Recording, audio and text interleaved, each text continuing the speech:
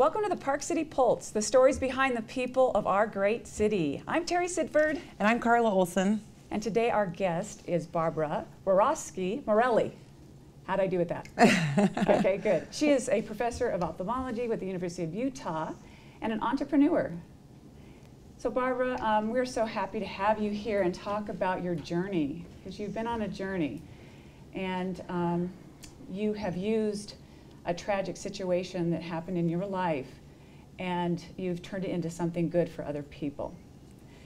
Thank you. Thank you both for having me here this morning, on a snowy morning. Yes, we all made it, which is good. Yes, yes. So tell us a little bit about the journey of Joseph, your son. So, you know, what's interesting is now in hindsight, there were so many signs of learning challenges. But because we heard because he's a firstborn, because he's a boy, they tend to learn a little bit slower. He was average, but every September he'd start back in school and he'd have trouble writing his essays, he'd have trouble with spelling, and he really wouldn't read. And we would joke and say, well, Joseph, why aren't you using, the instructions when you're building something, and can you not read it?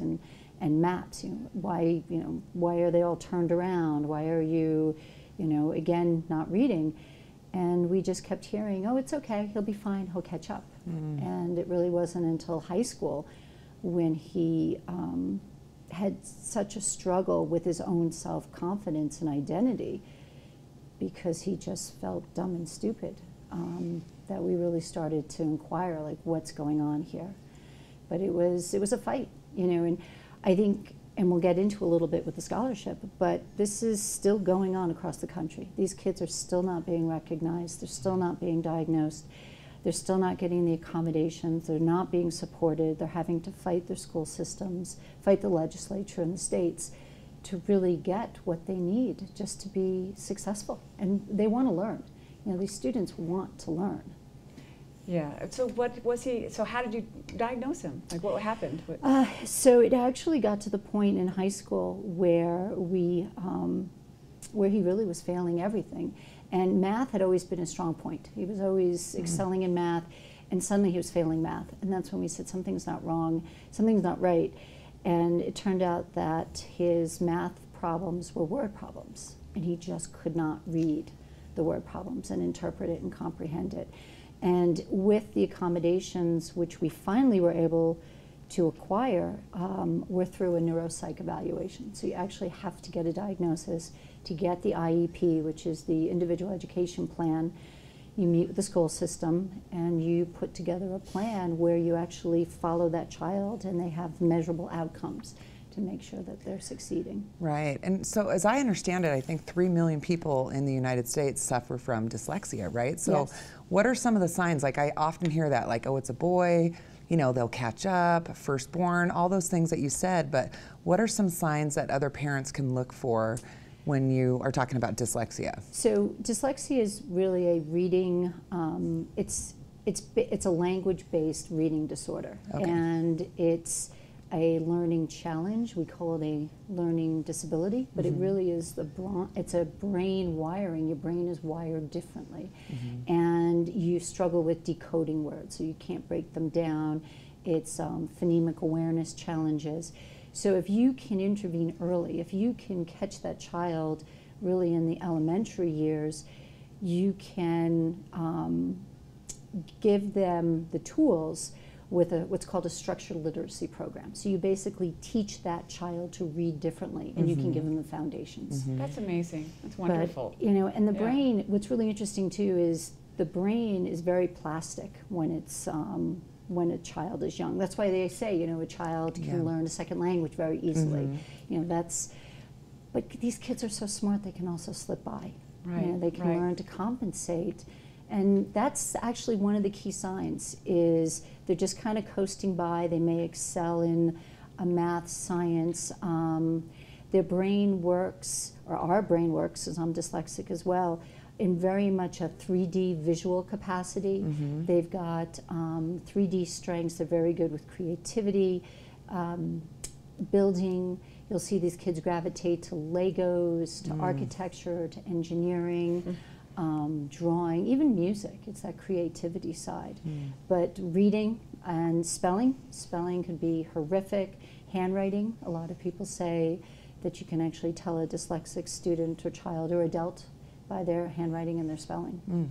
That's fascinating. Some of these things are kind of clicking off for me, really. I mean, I was challenged in some of those things, and I know that kind of the same thing happened to you when Joseph Yes. was diagnosed, that you said, you know what, I have some of these same symptoms.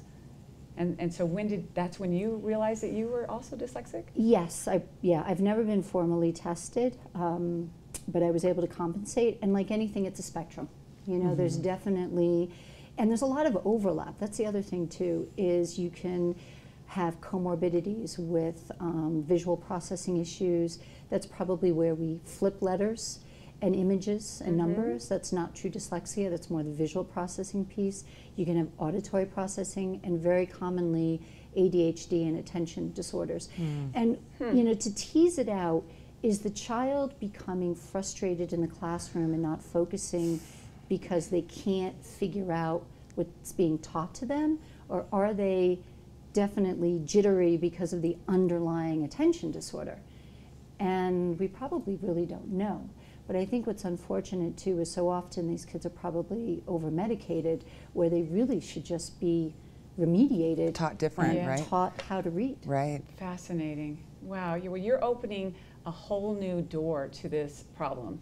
And I know that the story with Joseph ended up tragically, but you're turning it into a foundation to honor him. So can you just tell us a little bit about that? Sure. So, yes, so he was killed as a junior at Montana State in a car accident.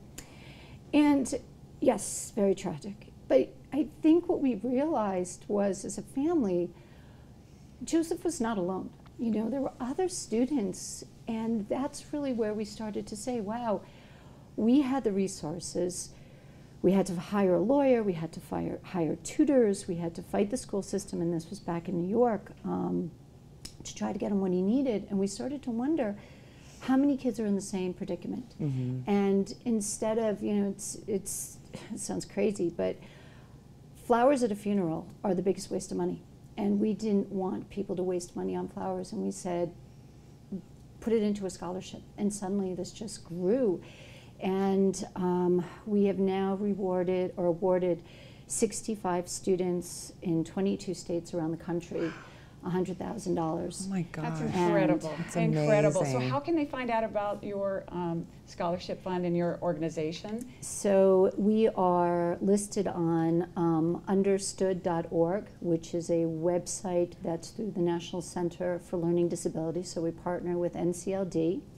We're also on a scholarship website, and then if you just Google the Joseph James Morelli Scholarship Fund, we will pop up.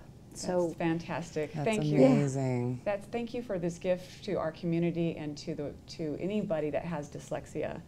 And I also want to give a shout out that Montana State University wanted you to speak in their TEDx event.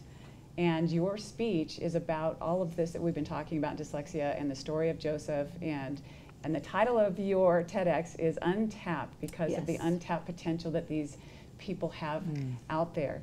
So when is the event, and how can they find you and actually come and attend your TEDx talk? So it's TEDx Bozeman, if you go on the website, and it is going to be on April the 13th, Saturday.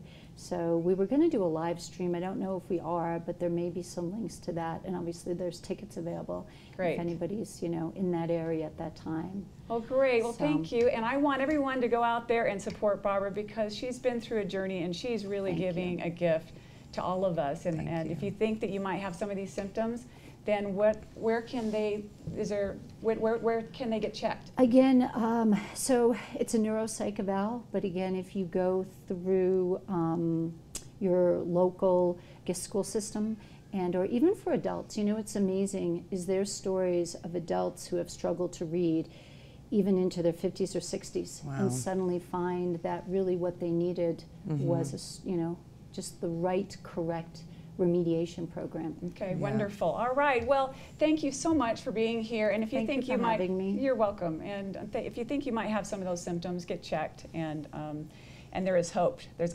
untapped potential for you. Exactly. It's untapped potential. Absolutely. Yes. So thanks for joining us at the Park City Pulse, and go out there and have a great day. Thanks for watching, and we'll catch you next time.